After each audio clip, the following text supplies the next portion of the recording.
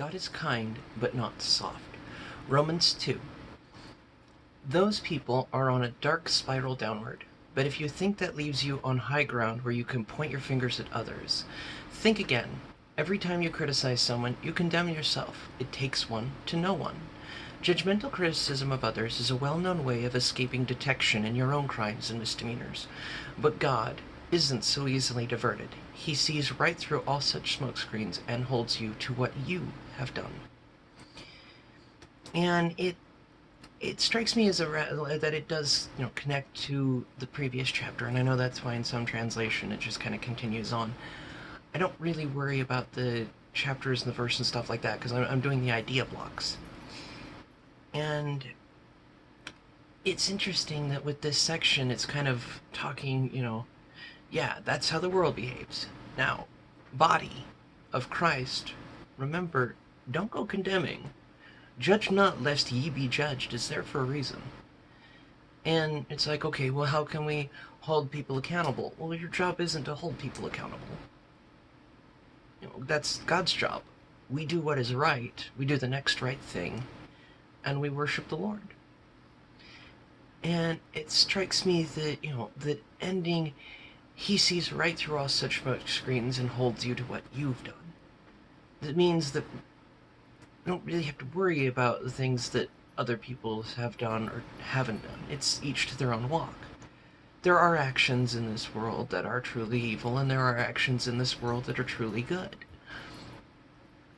You can't judge a person as truly good or truly evil, though, for only God knows the heart. So it's kind of interesting that it points out telltale behaviors almost. That when we start criticizing others, that when we start condemning others, that when we start behaving in a way that acts as though we haven't sinned, we kind of make a liar out of God, and we too often use it as a high horse. But as the body of Christ, we have no high horse. The only horse involved will be the one Jesus is riding on. And the word says, if anyone has reason to boast, let them boast of the Lord. He does the making and the saving. So we don't have high ground to condemn each other on. Earlier in the last chapter of Romans, we are all as filthy as it gets when we first come and are taken into the Lord's presence by his grace. So standing up and saying that we're able to condemn others, we're not. Our best option is to love each other. Love God, love others. In doing that, in behaving in such a way that promotes love, there's no room for such behavior as to judge others or cut each other down. You don't have to point an accusatory finger if you're busy introspecting about how to live as a better person. And a better person lives in supplication to Christ. Love God, love others. So it stands to me that in 1 and 2, every time you criticize someone, you condemn yourself. Well, are you trying to lift them up because we rise by lifting each other?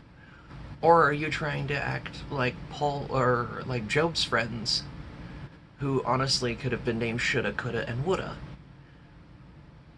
Because, you should have done this, you could have done this, what if you would have done this?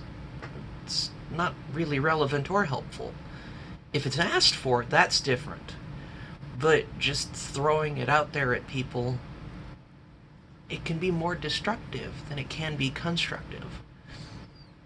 And I think it's food, especially for myself, to think on that, how we do it, how we offer love, how we show the right way. Because there is a right way to do things and there's a wrong way to do things.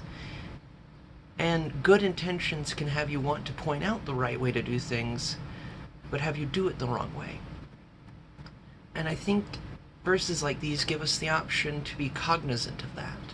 Give us the ability to remind ourselves and be reminded by him that it's how we do it.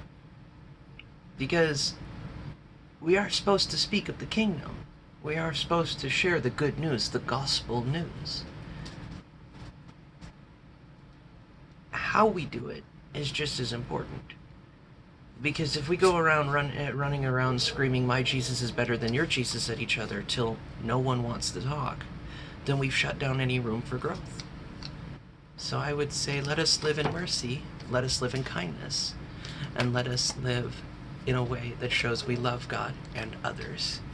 Please remember to like, share, and subscribe. And if anyone needs prayer, just put it in the chat. Or put it in the comments. I'd love to pray with you guys too, and I'd love to know what you think. Can't wait to see you tomorrow for verses 3 and 4.